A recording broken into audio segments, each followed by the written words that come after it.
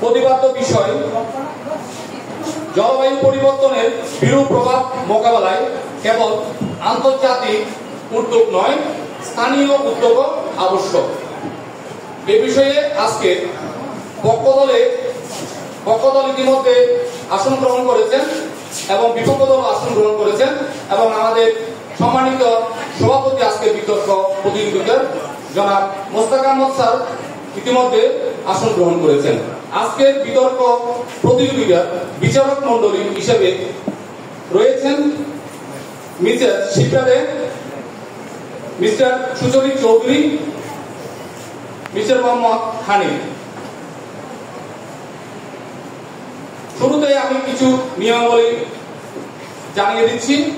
প্রত্যেক বিতর্কী পক্ষ বিপক্ষ দলের 3 মিনিট করে সময় পাবে যুক্তিখণ্ডন পর্বে, গঠনমূলক পর্বে, আর যুক্তিখণ্ডন পর্বে প্রত্যেক দলনেতা 1.5 মিনিট সময় পাবে।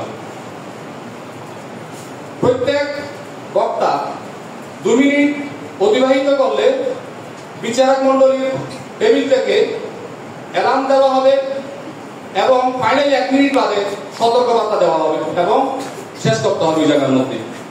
ঠিক অনুরূপভাবে যুক্তিখণ্ডন পর্বে 1 মিনিটের মধ্যে ঘন্টা বাজবে এবং 30 সেকেন্ড বাদে ফাইনাল ঘন্টা বাজবে। এভাবে আমাদের বিতর্কের কার্যক্রম পরিচালিত হবে। নম্বর বন্টন প্রত্যেককে আমি জানিয়ে দিচ্ছি।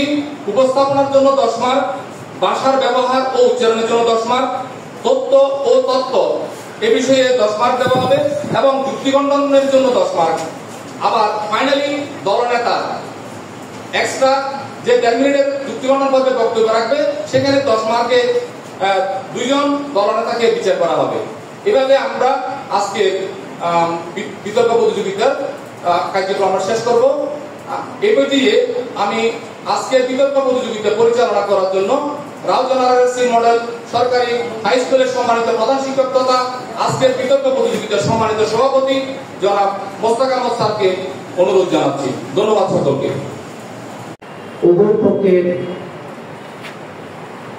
শিক্ষার্থীরা উপস্থিত হয়েছে।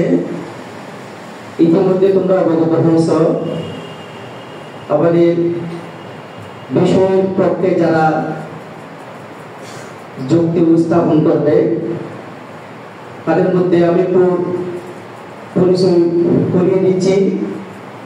যার নাম বললো সে একটু দাঁড়িয়ে সালাম দিতে পারো এবং ডান হাত নেড়ে সবার কাছ থেকে দোয়া চাইতে পারো এবং প্রত্যেকের জন্য সেই নির্দেশনা এবং যিনি সতর্ক বার্তা দেবেন আমাদের শিমুল স্যার, ওনার তো মানসিকভাবে প্রস্তুত থাকার জন্য কারণে আমি আমার দল এর পক্ষে অবস্থান করছি। দলের প্রথম বক্তা হিসেবে আমি জলবায়ু ও জলবায়ু পরিবর্তনের সংজ্ঞায়ন করতে চাই। প্রথমে বলি জলবায়ু কি। জলবায়ু হল কোন অঞ্চলের আবহাওয়ার দীর্ঘমেয়াদী গড় অবস্থা যা সাধারণত 30 থেকে 35 বছরের আবহাওয়া তথ্যের ভিত্তিতে নির্ণয় করা হয়। আর জলবায়ু পরিবর্তন হলো পৃথিবীর দীর্ঘমেয়াদী আবহাওয়ার পরিবর্তন যা মূলত হয়ে থাকে অতিরিক্ত শিল্পায়ন, অতিরিক্ত কার্বন নিঃসরণ এবং প্রাকৃতিক সম্পদের অবিবেচক ব্যবহারের ফলে। মাননীয় সভাপতি, আজ আমরা এমন এক সময় দাঁড়িয়ে আছি যেখানে জলবায়ু পরিবর্তন আর ভবিষ্যতের ভয় নয়, এটা দরজা করা নাড়াও নয়, এটা দরজা ভেঙে ঢুকে পড়া কঠিন বাস্তবতা। এখন প্রশ্ন হলো, এই কঠিন বাস্তবতা মোকাবিলায় আমরা কি করব? কেবল আন্তর্জাতিক চুক্তি লেগে বসে থাকবো? না, কারণ আমেরিকার প্রতিশ্রুতি দিয়ে আমার গ্রামের জমি বাঁচে না।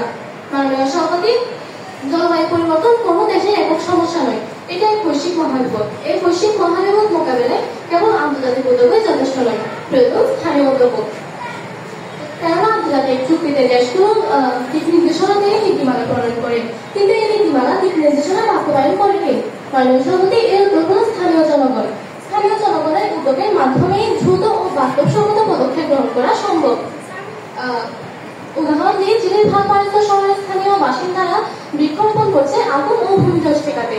নাইজেরিয়ার স্থানীয় বাসিন্দারা ক্লিন নাইজেরিয়া এই উদ্যোগের আন্দোলনের মাধ্যমে রাস্তাঘাট ও নদী পরিষ্কার করে এলাকাকে বর্জ্যমুক্ত করছে।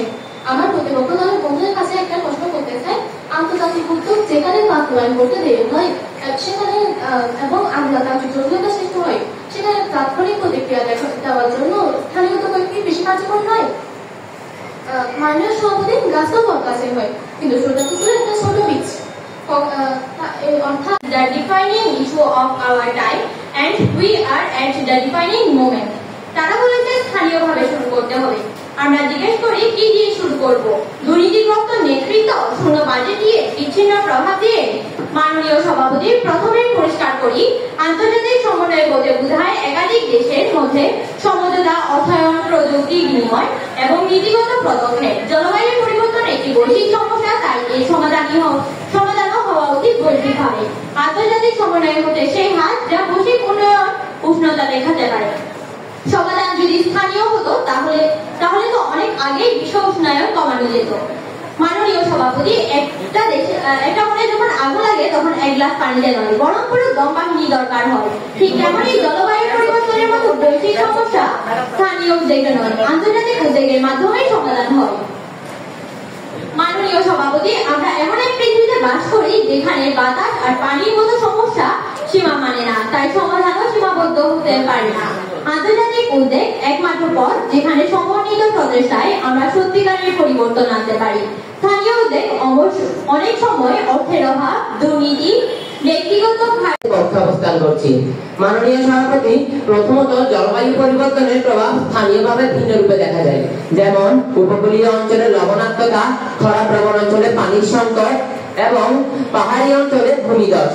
এই ভিন্নতা শুধু স্থানীয় মানুষের জীবনযাত্রায় নয়, বরং তাদের কৃষি, স্বাস্থ্য, শিক্ষা এবং খাদ্য নিরাপত্তাকে গভীরভাবে প্রভাবিত করে।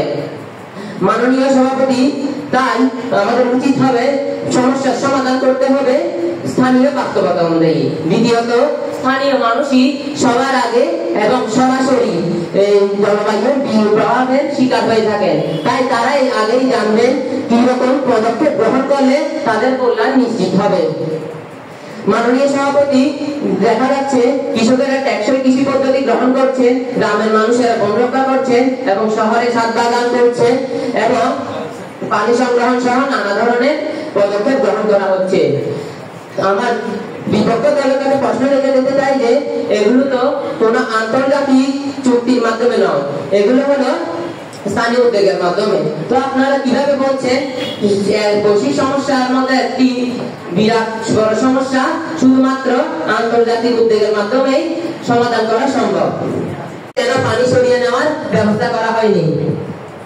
মানুষকে বাঁচিয়েছে যে উদ্যোগ, তা হলো স্থানীয় জনগণ এবং স্থানীয় প্রশাসনের প্রচেষ্টা এবং সচেতনতা। সেখানে আমরা দেখতে পেয়েছি স্থানীয় তরুণেরা নেমে পড়েছে উদ্ধার কাজে, শিক্ষকেরা স্কুলকে। গ্রিনহাউস গ্যাস একবার বাতাসে ছড়িয়ে পড়লে তা আর দেশীয় সীমা মানে না। সুতরাং এর প্রভাব যেমন বৈশ্বিক, তেমনি এর সমাধানও আন্তর্জাতিক স্তরে নেওয়া জরুরি। উন্নত ও ধনী দেশগুলো ইতিহাসে এবং বর্তমানে সবচেয়ে বেশি কার্বন নিঃসরণকারী। এই দেশগুলোর কারণে জলবায়ু পরিবর্তন ত্বরান্বিত হচ্ছে। অতএব সমস্যার মূল উৎস তারাই এবং সমাধানের দায়িত্ব তাদের পর। এই কারণে আন্তর্জাতিক পর্যায়ে সমঝোতা ও উদ্যোগ ছাড়া কার্যকর সমাধান অসম্ভব। স্থানীয় স্তরের উদ্যোগ, বিচার মহাশয়, স্থানীয় স্তরের উদ্যোগ যেমন বৃক্ষরোপণ, বৃষ্টির পানি সংরক্ষণ ইত্যাদি গুরুত্বপূর্ণ হলেও এই উদ্যোগগুলো অনেক সময় সাময়িক এবং অপ্রয়োজনীয় হয়। স্থানীয় সরকার বা জনগণের কাছে নেই সেই পরিমাণ অর্থ, প্রযুক্তি বা বৈজ্ঞানিক দক্ষতা যা একটি বড় মাপের জলবায়ু সংকট মোকাবেলার জন্য প্রয়োজন। উদাহরণস্বরূপ, একটি উপজেলা প্রশাসন বৃক্ষরোপণের উদ্যোগ নেয়, প্রশংসনীয়, কিন্তু সেই উদ্যোগ যদি অল্প দিনে বন্ধ হয়ে যায় কিংবা স্থায়ী পর্যবেক্ষণের অভাবে বৃক্ষগুলো আর না থাকে, তাহলে সেই উদ্যোগের ফলাফল কি? প্রকৃত বাস্তবতা হলো অধিকাংশ স্থানীয় উদ্যোগ সীমিত বাজেট, দুর্বল নেতৃত্ব ও স্বল্প দক্ষতায় পরিচালিত হয়। তাই কেবল স্থানীয় উদ্যোগের উপর ভরসা যে আন্তর্জাতিক শুধু উদ্যোগ নয়, স্থানীয় উদ্যোগ কিন্তু অবশ্য সেটা তারা চাচ্ছে। যাই হোক, উপভোক্ত সুন্দরভাবে তাদের যুক্তি উপস্থাপন করতেছে। জলবায়ু পরিবর্তনের বিরূপ প্রভাব মোকাবেলায় কেবল আন্তর্জাতিক উদ্যোগ নয়, স্থানীয় উদ্যোগও আবশ্যক। সঙ্গত কারণে আমি ও আমার দল এর পক্ষে অবস্থান করছি। মাননীয় সভাপতি, জলবায়ু পরিবর্তন এখন আর বিজ্ঞান বল একটি তথ্য নয়, এটি আমাদের বাস্তব জীবন। এটি আজ সমগ্র বিশ্বের জন্য সংকট। গ্রীষ্মে তীব্র দাবদাহ, অন্যদিকে বর্ষায় হঠাৎ বন্যা, বরফ গলছে মেরুতে, সমুদ্র গেলে গেছে উপকূল। কিন্তু এই বিপর্যয় মোকাবেলায় কি আমরা শুধু আন্তর্জাতিক কাগজের চুক্তির দিকে খেয়ে থাকবো? মাননীয় সভাপতি, কথাই আছে যে গাছের ডাল বাঁচাতে চাও তাকে আগে শেকড় থেকে আঁকো। জলবায়ু পরিবর্তনে এক এক অঞ্চলে এক এক প্রভাব দেখা দেয়, যেমন উপকূলীয় অঞ্চলে লবণাক্ততা, পাহাড়ে ভূমিধস, শহরে তীব্র তাপদাহ ইত্যাদি সমস্যার সমাধানে আমরা সমাধানের মাধ্যমে সমাধান করব। আমাদের সমস্যা সমাধানের প্রয়োজন স্থানীয় জনগণের সচেতনতা ও অংশগ্রহণ। স্থানীয় সিচুয়েশন বুঝে আমার প্রেসিডেন্ট বারাক ওবামার কথায় যার শেষ লাইনের বাংলা অর্থ দাঁড়ায়, কোন একক দেশই বৈশ্বিক সংকট এটি এককভাবে লড়াই করতে পারবে না। বাংলাদেশে গাছ রোপণ কিংবা সচেতনতামূলক ক্যাম্পেইন কার্যকর হলেও এটিকে উত্তরের হিমবাহ গলন থামাবে নাকি গ্লোবাল কার্বন নিঃসরণ কমাবে? প্রিয় প্রতিপক্ষ বিদ্যার্থী বন্ধুরা, চলুন কিছু আপনাদের বাস্তব উদাহরণ দেখায়। মালদ্বীপ বিশ্বের সবচেয়ে ঝুঁকিপূর্ণ দেশের মধ্যে একটি। মালদ্বীপের স্থানীয় জনগণ বরাবরই সচেতন, সমুদ্র পৃষ্ঠের উচ্চতা বৃদ্ধি রোধে সচেতনতা চালিয়েছে, স্থানীয় আইন, পরিবেশ বান্ধব নীতি সহ অনেক কিছুই তারা বাস্তবায়ন করেছে, কিন্তু এখনো সেটি বেশি ঝুঁকিপূর্ণ দেশের মধ্যে পড়েছে। তাদের নিয়ন্ত্রণে সমুদ্র পৃষ্ঠের উচ্চতা বৃদ্ধি নয়, তাই তারা COP21 মতো আন্তর্জাতিক সম্মেলনে বারবার আন্তর্জাতিক সহায়তার আহ্বান জানিয়েছে, এমনকি পানির নিচে ক্যাবিনেট সহ পরিণত করেছে বিশ্বকে কার্বন নিঃসরণ কমানো সচেতন হওয়ার জন্য। নাইজেরিয়ার গ্রামাঞ্চলের কৃষকরা তাদের নিজস্ব প্রচেষ্টায় বৃষ্টি নির্ভর কৃষি চালিয়েছে, কিন্তু খরা, মরুকরণ, অনিয়মিত বৃষ্টিপাতের ফলে তারা ব্যর্থ হয়েছে। পরবর্তীতে FAO, UNDP এর মতো সহায়তায় পানি সংরক্ষণ ব্যবস্থা, আমাদের চাষ পদ্ধতি ও বৈশ্বিক অনুদান পাওয়ার মতো তারা ঘুরে দাঁড়িয়েছে। বাংলাদেশের কথা যদি বলি, উপকূলবর্তী এলাকায় মানুষ স্থানীয়ভাবে বাঁধ, বৃক্ষরোপণ ইত্যাদির মাধ্যমে ঘূর্ণিঝড় প্রতিরোধ করতে চেয়েছে, কিন্তু সিডর আইলার মতো দুর্যোগে প্রমাণিত হয়েছে বিপদ মোকাবেলায় আন্তর্জাতিক উদ্যোগ ততটা সহযোগিতা করেছে। সহায়তায় বাংলাদেশের ঘূর্ণিঝড় আশ্রয়কেন্দ্র, বন্যা পূর্বাভাস প্রযুক্তি, রেজালাইট ইনফ্রাস্ট্রাকচার তৈরি হয়েছে। আমাদের পার্শ্ববর্তী ভারতের কথাই বলি, যখন প্যারিস এগ্রিমেন্ট সহ ইন্টারন্যাশনাল চুক্তিতে এটি সাহায্য করেছে, তখনই national action plan on climate চেঞ্জে গতি এসেছে। এটি একটি বড় উদাহরণ, আন্তর্জাতিক পর্যায়ে প্রতিশ্রুতি এবং তদারকির কারণে স্থানীয় প্রশাসনের কার্যকারিতা বেড়েছে। এগুলো প্রমাণ করে স্থানীয় উদ্যোগ যতই সচেতন হোক না কেন, আন্তর্জাতিক সহায়তা ছাড়া তা বাস্তবসম্মত হয়ে ওঠে না। প্রদানের সুযোগ দেওয়ার জন্য মাননীয় সভাপতি, আমার প্রতিপক্ষ বন্ধুগণ অনেক আন্তর্জাতিক উদ্যোগ এর কথা বলেছেন, কিন্তু তারা এটা বলে যাচ্ছেন এসব উদ্যোগ কারা বাস্তবায়ন করে, কারা এসব উদ্যোগকে সফল করছে? আন্তর্জাতিক প্রশাসকরা? না, তারা নয়, স্থানীয় সরকার, প্রশাসন, জনগণের অংশগ্রহণে এসব উদ্যোগ বাস্তবায়িত হচ্ছে। তাই আমরা কিভাবে বলতে পারি জলবায়ু পরিবর্তনের বিরূপ প্রভাব মোকাবেলায় কেবল আন্তর্জাতিক উদ্যোগ গ্রহণ করে টেকানো সম্ভব? মাননীয় সভাপতি, IPCC বলে local adaptation is key to climate resilience. যখন IPCC স্বীকার করছে যে স্থানীয় উদ্যোগ প্রয়োজন, তাহলে আমরা কিভাবে বলবো যে কেবলমাত্র আন্তর্জাতিক উদ্যোগই সব বাস্তবায়ন করতে পারে? আন্তর্জাতিক উদ্যোগ গ্রহণ করার মাধ্যমে আমরা জলবায়ুর বিরূপ প্রভাব মোকাবেলা করতে পারি। মাননীয় সভাপতি, জলবায়ু পরিবর্তন একটি বৈশ্বিক সমস্যা, কিন্তু একটি সমস্যার সমাধান করতে হলে আমাদের তার সমাধান করতে হবে মূল দিকে। একটি গাছকে যদি আমরা বাঁচাতে চাই, তাকে আমাদের মূল দিকে বাঁচাতে হবে, তাছাড়া আমরা কখনোই গাছটিকে বাঁচাতে পারবো না। এগুলোর উপর ভিত্তি করে প্রতিপক্ষ দল স্থানীয় উদ্যোগের প্রধান সমাধান হিসেবে প্রতিষ্ঠা করতে চেয়েছে। প্রথমত তারা বলেছে স্থানীয় লোকজন নিজেদের দুর্যোগ সামাল দিতে পারে, তারাই জানে কি করতে হবে। তাহলে আমি প্রশ্ন করি, স্থানীয় সমস্যা বোঝা মানে সমাধান দিতে পারবে এমন না। বাংলাদেশের কৃষক জানে বৃষ্টি কম হচ্ছে, কিন্তু ক্লাব সিডিং এর মতো প্রযুক্তি তারা কি আনতে পারবে? সেটা আসলে গ্লোবাল রিসার্চ ফান্ডিং থেকে। একটা দেশ প্লাস্টিক বন্ধ হলো, কিন্তু পাশের দেশ যদি 10 গুণ বেশি প্লাস্টিক উৎপাদন করে, তাহলে পরিবেশটা একই থাকছে। মাননীয় সভাপতি, আমেরিকার মতো ধনী দেশেও যে সম্পত্তি দাবানো হয়েছে, তার জন্য Canada, Australia, Mexico, New Zealand, global meteorological agency, international ডোনেশনের চেষ্টায় বন্ধ হয়েছে। যেহেতু সমস্যা বৈশ্বিক, তাহলে সমাধানও বৈশ্বিক হবে, এটি একটি পরিষ্কার কথা।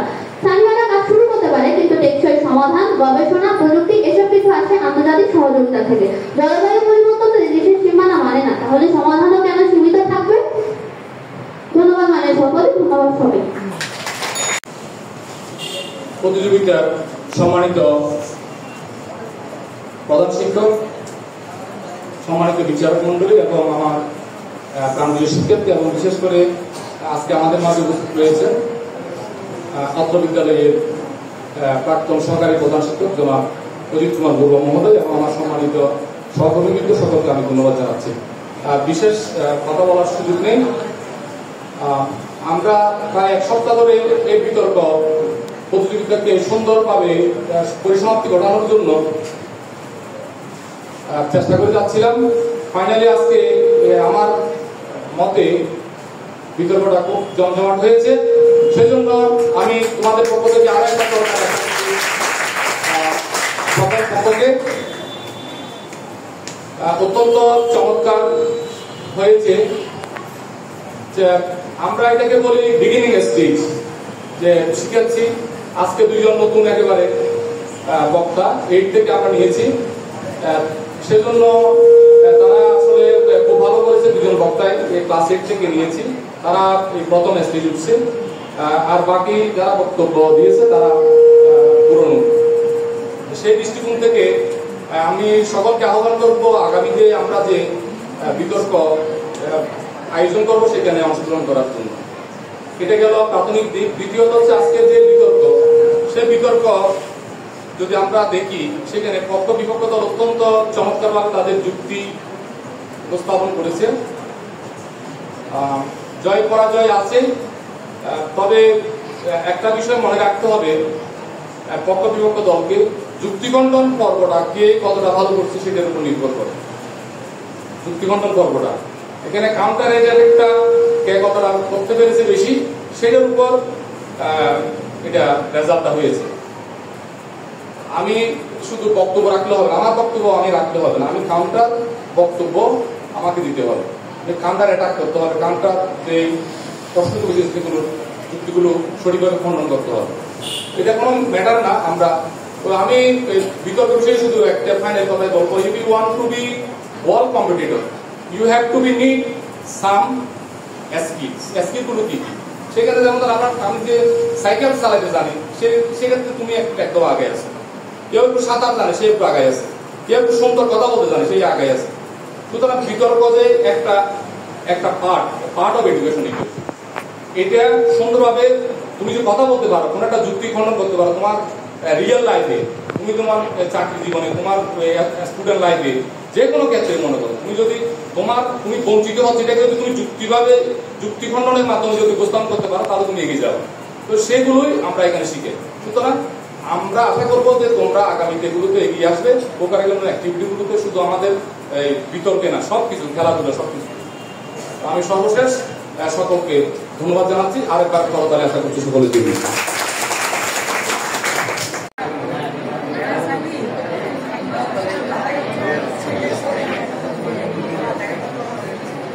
পানি সরিয়ে নেওয়ার ব্যবস্থা করা হয়নি। মানুষকে বাঁচিয়েছে যে উদ্যোগ, তা হলো স্থানীয় জনগণ এবং স্থানীয় প্রশাসনের প্রচেষ্টা এবং সচেতনতা। সেখানে আমরা দেখতে পেয়েছি স্থানীয় তরুণেরা নেমে পড়েছে উদ্ধার কাজে, শিক্ষকেরা স্কুলকে পক্ষে অবস্থান করছি। মাননীয় সভাপতি, প্রথমত জলবায়ু পরিবর্তনের প্রভাব স্থানীয়ভাবে ভিন্ন রূপে দেখা যায়, যেমন উপকূলীয় অঞ্চলে লবণাক্ততা, খরাপ্রবণ অঞ্চলে পানির সংকট এবং পাহাড়ি অঞ্চলে ভূমিধস। এই ভিন্নতা শুধু স্থানীয় মানুষের জীবনযাত্রায় নয়, বরং তাদের কৃষি, স্বাস্থ্য, শিক্ষা এবং খাদ্য নিরাপত্তাকে গভীরভাবে প্রভাবিত করে। মাননীয় সভাপতি, তাই আমাদের উচিত হবে সমস্যার সমাধান করতে হবে স্থানীয় বাস্তবতা অনুযায়ী। দ্বিতীয়ত, স্থানীয় মানুষই সবার আগে এবং সরাসরি জলবায়ুর প্রভাবের শিকার হয়ে থাকেন, তাই তারাই আগেই জানবেন কি রকম পদক্ষেপ গ্রহণ করলে তাদের কল্যাণ নিশ্চিত হবে। মাননীয় সভাপতি, দেখা যাচ্ছে কৃষকেরা টেকসই কৃষি পদ্ধতি গ্রহণ করছেন, গ্রামের মানুষেরা বন রক্ষা করছেন এবং শহরে ছাদ বাগান করছেন এবং পানি সংগ্রহণ সহ নানা ধরনের পদক্ষেপ গ্রহণ করা হচ্ছে।